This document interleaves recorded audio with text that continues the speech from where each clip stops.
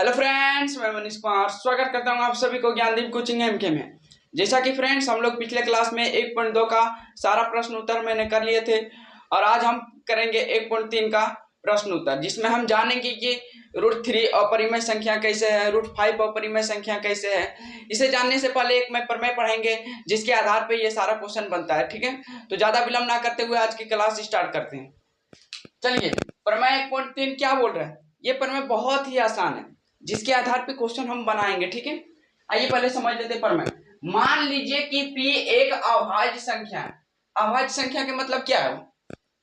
जो स्वयं से और एक से भाज्य हो उसे हम क्या बोलते हैं? अभाज्य संख्या बोलते हैं। ठीक है, आगे आगे क्या बोल रहा है? यदि P a² को विभाजित करती है तो P a को विभाजित करेगी, जहां a धनात्मक पूर्णांक। पूर्णांक संख्या मतलब क्या होता है? देखो यहाँ पूर्णांक संख्या, इसे हम बताए हैं रिवीजन क्लास में, वास्तविक संख्या के रिवीजन क्लास में हम बताए हैं।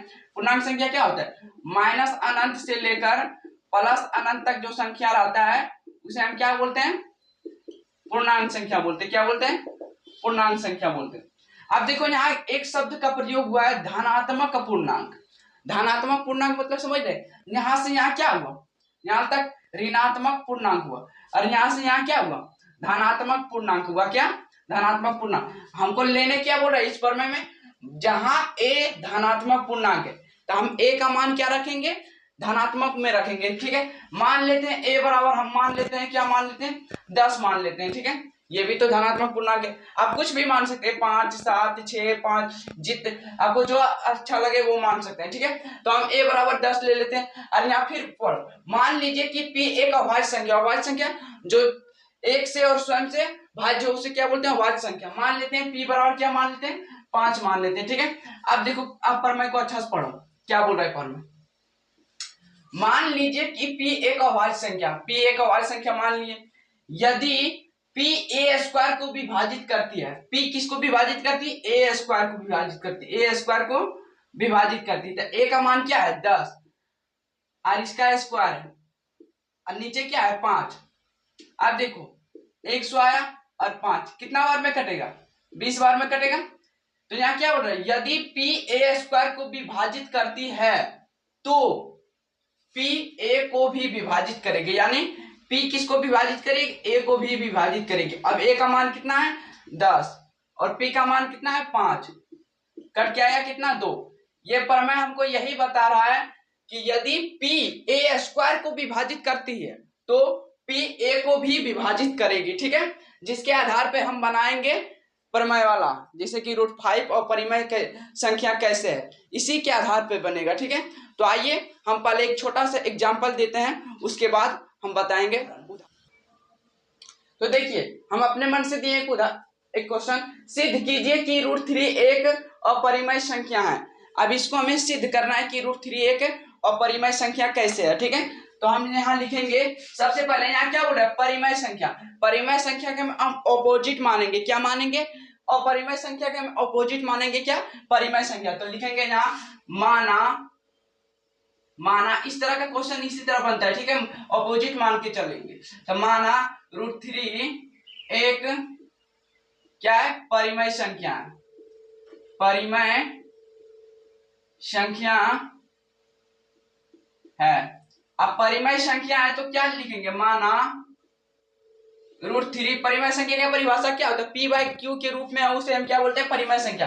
तो माना √3 P/Q के रूप में है, जहां Q का मान 0 नहीं हो सकता है और P व Q सभाज्य है। क्या है? सभाज्य है। अब यहाँ एक वर्ड का यूज हुआ है, सअभाज्य। ये क्या होता है? सअभाज्य मतलब क्या होता है? जिसका मोसो 1 हो उसे क्या बोलते हैं? सअभाज्य संख्या बोलते हैं। जिसका मोसो 1 हो उसे हम सअभाज्य संख्या बोलते हैं। अब इतना करने के बाद हमें Q का मान निकालना होगा। ठीक है, इतना आने के बाद हमें हमेशा Q का मान निकालना होगा। तो यहाँ क्या लिखेंगे? क्रॉस मल्टीप्लीकेशन करने पर करेंगे, यहाँ आ जाएगा √3 Q बराबर P। हमें Q का मान निकालना है, इसलिए Q इधर आया P। अब देखो ये गुना में इधर आके क्या हुआ, भागा आ गया। अब एक बढ़ गई, यहाँ देखो √3 आ रहा है, और हम माना कि √3 एक परिमेय संख्या। तो परिमेय संख्या कैसे हो सकता है, जब यहाँ √3 आ रहा है तो रूट को हमें हटाना होगा, तब न परिमेय संख्या आएगा। तो लिखेंगे दोनों तरफ वर्ग करने पर रूट हट जाएगा, दोनों तरफ वर्ग करने पर इसका आएगा क्या, क्यू² आएगा, यहाँ p² आएगा, और स्क्वायर से रूट खत्म हो जाएगा, यहाँ 3 बचेगा। ठीक है, अब देखो P व Q सभाज्य मतलब जिसका मौसो क्या हो, मौसो 1 हो। अब देखो मौसो 1 होने का मतलब क्या है, पूर्णांक संख्या है या नहीं। तो हम यहाँ लिखेंगे चूंकि Q एक पूर्णांक है, जब Q पूर्णांक है तो Q² भी पूर्णांक होगा, तो इसलिए लिखेंगे Q² भी पूर्णांक है। अब देखो Q² पूर्णांक है तो इसके बराबर में जो भी संख्या रहेगा वो भी पूर्णांक होगा, तो लिखेंगे इसलिए p²/3 भी पूर्णांक है। अब इतना करने के बाद जो अभी हम प्रमेय पढ़े 1.3 में क्या पढ़े, p a² को विभाजित करते हैं तो p a को भी विभाजित करेगा, यही अभी प्रमेय पढ़े। तो इसका उपयोग अब यहां करेंगे, क्या करेंगे, इसलिए p 3 से भाज्य है, भाज्य मतलब विभाजित है। ठीक है, अब फिर ये हो गया, तो इसलिए फिर लिखेंगे इसलिए p भी 3 से भाज्य है। अब देखो इधर यहां हम क्या बोले, देखो p²/3 भाज्य है तो इसका मान क्या आ रहा है, देखो इसका मान क्या आ रहा है, Q² आ रहा, Q² आ रहा। और यहाँ हम क्या लिखे, p/3 भाज्य, तो इसका भी मान तो कुछ आना चाहिए, लेकिन इसका मान कुछ नहीं आ रहा, तो हम इसको मान लेंगे, क्या मानेंगे, K1 मान लेते हैं। ठीक है, आप कुछ भी मान सकते हैं, ABCD कुछ भी मान सकते हैं, इसको समीकरण 1 पहले दे देते हैं। अब यहां लिखेंगे माना p/3 बराबर K1।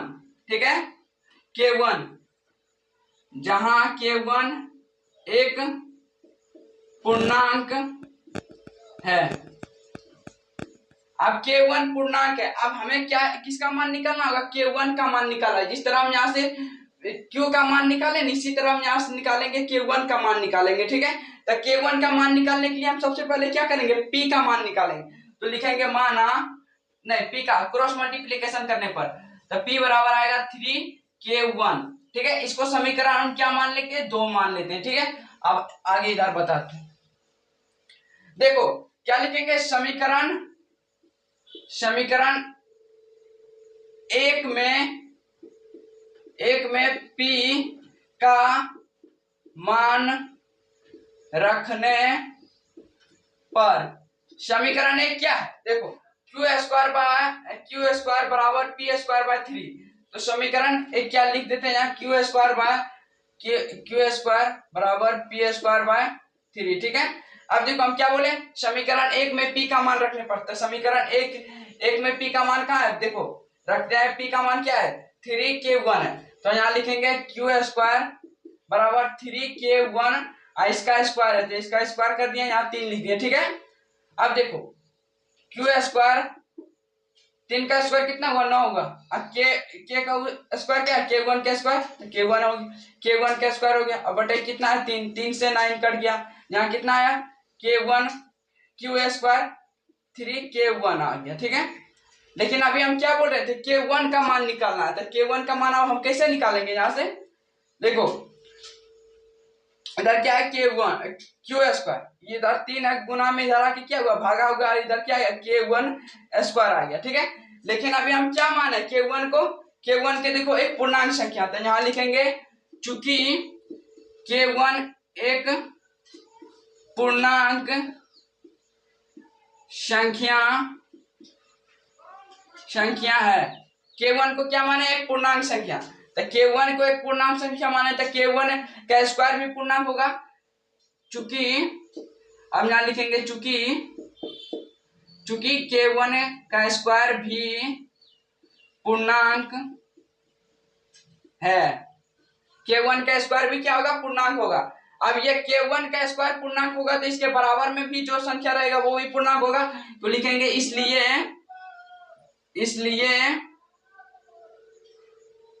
इसलिए क्यू स्क्वायर बाय 3 भी पूर्णांक है। क्या लिखेंगे क्यू स्क्वायर बाय 3 पूर्णांक है। अब यहाँ प्रमेय का फिर से उपयोग करेंगे, 1.3 का प्रमेय, क्या लिखेंगे, यहाँ लिखेंगे चूंकि क्यू स्क्वायर 3 से भाज्य है, जब क्यू स्क्वायर 3 से भाज्य है, अब इधर लिखते हैं, अब क्यू स्क्वायर 3 से भाज्य है तो क्यू भी 3 से भाज्य है। अब फिर यहां से देखेंगे, देखो क्यू स्क्वायर बाय 3, देखो क्यू स्क्वायर बाय 3 भाज्य है, तो इसका मान कितना आया k1 का स्क्वायर आया। लेकिन अभी हम क्या लिखें क्यू बाय 3 भाज्य, तो इसका भी मान तो कुछ आना चाहिए, इसका भी मान कुछ आना चाहिए, तो इसको हम मान लेंगे, क्या मानेंगे k2 मानेंगे। अभी हम k1 माने तो अब यहाँ k2 मानेंगे, लिखेंगे माना क्यू बाय 3 बराबर k2 है, जहां k2 क्या है पूर्णांक संख्या, क्या है पूर्णांक संख्या है, पूर्णांक संख्या, ठीक है। अब इसमें हम क्या निकालेंगे q का मान निकालेंगे, ठीक है, q का मान निकालेंगे। तो अब क्या करेंगे क्रॉस मल्टीप्लीकेशन करने पर, तो q बराबर क्या हुआ 3k2 आया, इसको समीकरण हम क्या मान लेते हैं 4 मान लेते हैं, ठीक है। बस इतना करने के बाद अब क्या करना है समीकरण 2, देखो समीकरण 2 और 4 को गौर से थोड़ा देखना, ठीक है। लिखेंगे समीकरण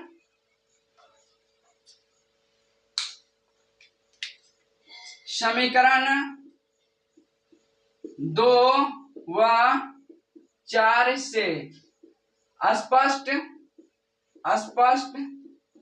है कि, अब देखो समीकरण 2 और 4 से क्या दिख रहा है, यहाँ भी P है और यहाँ Q है, यहाँ 3 है और यहाँ 3 है, ठीक है। P व Q और 3 क्या है उभयनिष्ठ है, उभयनिष्ठ गुणन खंड है, उभयनिष्ठ गुणनखंड है। तो यहाँ क्या हुआ P व Q और 3 उभयनिष्ठ गुणनखंड है। लेकिन अभी हम कुछ सेकंड पहले हम क्या माने P व Q स्वअभाज्य संख्या है, स्वअभाज्य संख्या है, तो यहाँ तो आ रहा है उभयनिष्ठ गुणन है, तो लिखेंगे अतः हमारा पूर्व कल्पना गलत है, अतः हमारा पूर्व कल्पना गलत है, अतः P व Q उभयनिष्ठ गुणनखंड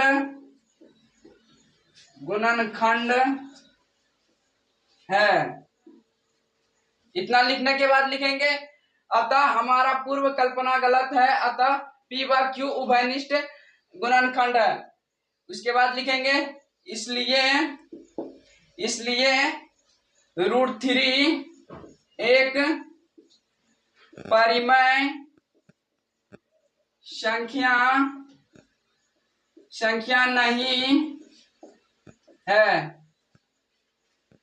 परिमेय संख्या नहीं है, अतः √3 एक अपरिमेय संख्या है। बस यही हमें क्या करना था, प्रूव करना था। ठीक है, ऐसा पहला बार क्वेश्चन आप लोग बना रहे इसीलिए समझ में नहीं आया होगा, लेकिन अभी कोई बात नहीं, प्रैक्टिस करवाएंगे। उदाहरण में ऐसा भर भर के क्वेश्चन है। ठीक है, चलिए अब उदाहरण हम बनाते हैं, 1.3 का उदाहरण बनाते हैं। तो आइए देखते हैं उदाहरण क्या बोल रहा है। आइए प्रश्नावली 1.3 का उदाहरण नंबर 9 समझेंगे। ठीक है, क्या बेटा, सिद्ध कीजिए कि √2 एक अपरिमेय संख्या है। ठीक है, इसी के आधार पर बना देंगे। ठीक है, तो यहाँ क्या लिखेंगे, माना √3 की जगह पर √2 कर दे। माना √2 एक परिमेय संख्या है। ठीक है, ऑपोजिट मान लिया, तो माना √2 p/q के रूप में है, जहां q नॉट इक्वल टू 0 और p/q सौभाज्य संख्या है। ठीक है, अब हमें क्या करना है, यहाँ से q का मान निकालना है। ठीक है, तो q का मान निकालने के लिए हम क्या करेंगे, क्रॉस मल्टीप्लिकेशन करेंगे। तो यहाँ 2q आ गया बराबर p आ गया। ठीक है, अब इधर हमें q का मान निकालना है, इसलिए q को इधर रखेंगे, इधर ये गुना में उधर आके भाग हो गया। लेकिन यहाँ क्या आ रहा है, रूट में आ रहा है। रूट में हमें चाहिए नहीं, क्योंकि हम मान लिए क्या, परिमेय संख्या है। तो परिमेय संख्या है तो रूट आएगा तो परिमेय संख्या हो जाएगा, इसीलिए दोनों तरफ वर्ग करने पर, तो दोनों तरफ वर्ग किए तो यहाँ क्या आ जाएगा, q² आ जाएगा और p²। अब देखो स्क्वायर से रूट खत्म हो गया, तो यहाँ कितना बचा, 2 बचा। ठीक है, अब देखो p/q सौभाज्य संख्या है, तो सौभाज्य संख्या में क्या आता है, पूर्णांक संख्या भी आ जाता है। तो चूंकि q एक पूर्णांक संख्या है, तो q जब पूर्णांक संख्या है तो q² भी पूर्णांक संख्या होगा, इसलिए लिखें, इसलिए q² भी पूर्णांक संख्या है। अब ये जब पूर्णांक संख्या है तो इसके बराबर में भी जो है वो भी पूर्णांक संख्या हो जाएगा, इसलिए q² भी पूर्णांक संख्या है। ठीक है, आप देखो यहाँ से क्या करेंगे, परमेय का उपयोग करेंगे। 1.3 का परमेय क्या बोल रहा है, 1.3 का परमेय कि p² 2 से भाज्य है, तब p² 2 से भाज्य है, तब p भी 2 से क्या होगा, भाज्य होगा। ठीक है, भाज्य होगा। अब फिर यहां से क्या बोले, p² 2 से भाज्य है, तो इसका मान क्या आया, q² आया। लेकिन जब p 2 से भाज्य है तो इसका भी मान तो कुछ आना चाहिए, इसीलिए हम क्या मान लिए, माना p/2 k1 है, जहां k1 एक पूर्णांक संख्या है। ठीक है, अब हमें इसमें क्या निकालना है, k1 का मान निकालना है। तो k1 का मान निकालने से पहले हमें p का मान निकालेंगे, तो यहाँ से क्रॉस मल्टीप्लिकेशन करेंगे, p बराबर आएगा 3 k1 आ जाएगा। इसको समीकरण 2 मान लिए। ठीक है, अब देखो इसमें क्या करेंगे, समीकरण k1 का मान निकालने के लिए हमें p का मान समीकरण 1 में रखेंगे। तो समीकरण 1 में p का मान रखने पड़ते, समीकरण 1 में रखें p का मान, तो यहाँ आया कितना, p का मान इधर देखो, p का मान इधर 2 है, यहाँ भी आ जाएगा 2। ठीक है, यहाँ कितना आ जाएगा, 4, और यहाँ आ जाएगा 2, यहाँ भी आ जाएगा 2। अब देखो 2 से 2 कट गया, यहाँ कितना बचा, 2 बचा। ठीक है, क्या है, q² बराबर 2k1, लेकिन हमें क्या चाहिए, k1 का मान चाहिए। तो k1 का मान इधर 2 है, गुना में इधर आके क्या आ जाएगा, भागा आ जाएगा। ठीक है, तो k1 का स्क्वायर आ गया। अभी हम क्या माने, k1 एक पूर्णांक है, तो यहाँ लिखेंगे चूंकि k1 एक पूर्णांक है तो k1 का स्क्वायर भी पूर्णांक होगा, इसलिए k1 का भी पूर्णांक है, इसलिए k1 का स्क्वायर भी पूर्णांक है। अब ये पूर्णांक है तो इसके बराबर में भी पूर्णांक होगा, तो इसलिए लिखें q² 2 भी पूर्णांक है, q² 2 भी पूर्णांक है। ठीक है, आप परमेय का उपयोग करेंगे, क्या परमेय का उपयोग करेंगे, q² 2 से भाज्य है, 2 से भाज्य है, तो q² 2 भाज्य है, तब q भी 2 से भाज्य होगा, इसलिए q भी 2 से क्या होगा, भाज्य होगा। अब यहाँ से क्या लिखेंगे, अब फिर देखो यहाँ q² 2 का मान अभी क्या आया, देखो q² 2 का मान आया, k1 का स्क्वायर आया। ठीक है, लेकिन अभी हम परमेय का उपयोग करके लिखे क्या, q/2 भाज्य, तो इसका भी मान तो कुछ आना चाहिए, इसीलिए हम क्या मान लिए, इसका मान हम मान लिए k2 मान लिए, माना q/2 बराबर K2 है, जहां K2 एक पूर्णांक संख्या है। ठीक है, अब हमें क्या चाहिए, Q का मान चाहिए यहाँ से, तो क्रॉस मल्टीप्लीकेशन कर ले।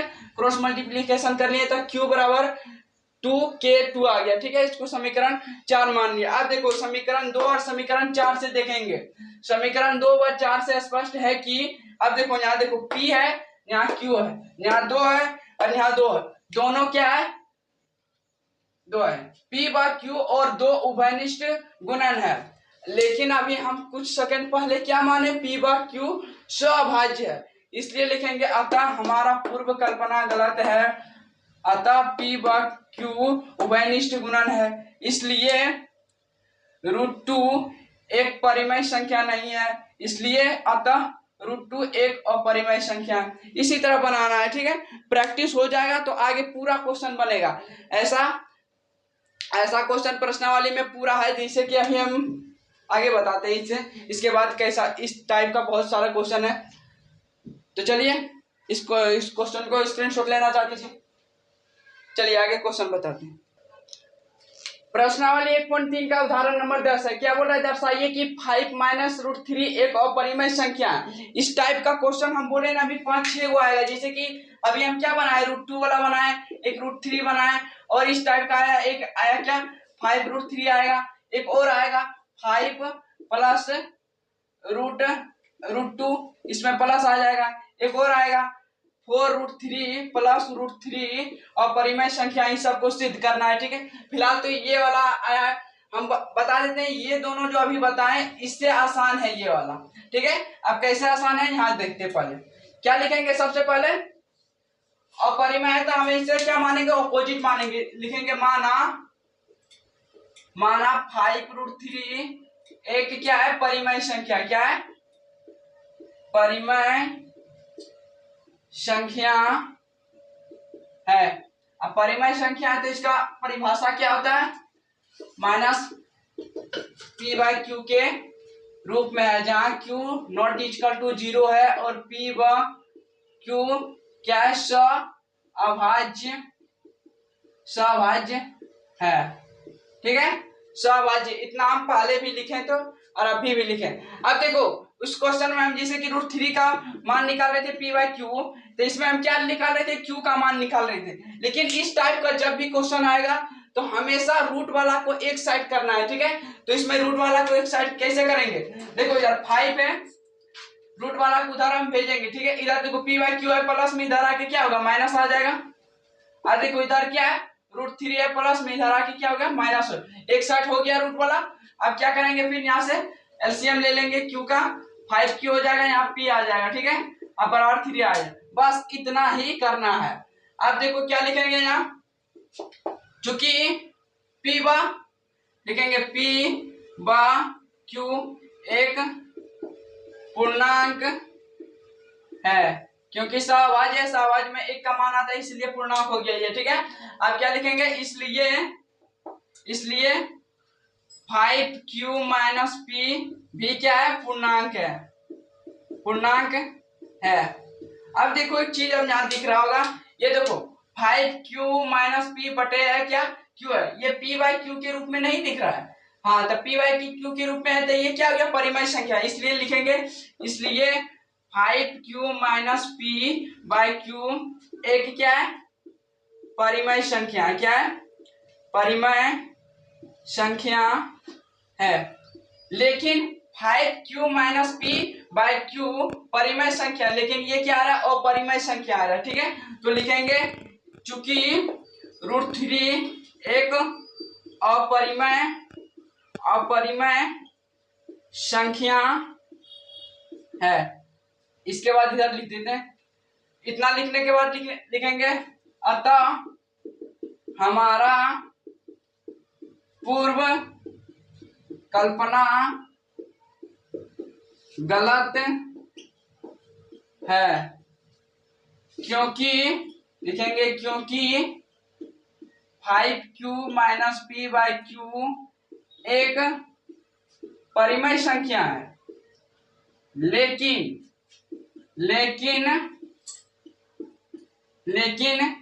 3 एक अपरिमेय संख्या, 3 एक क्या है, अपरिमेय संख्या है, इसलिए 5 - 3 एक क्या है, अपरिमेय संख्या है। बस इसी को हमें क्या करना था, प्रूव करना था। बस ये इतना में ही बन गया। ठीक है, चलिए उदाहरण नंबर 1.3 का 10 तक हो गया।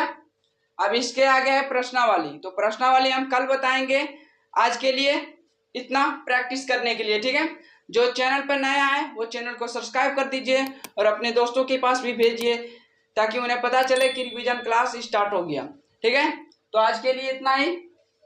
जय हिंद, जय भारत।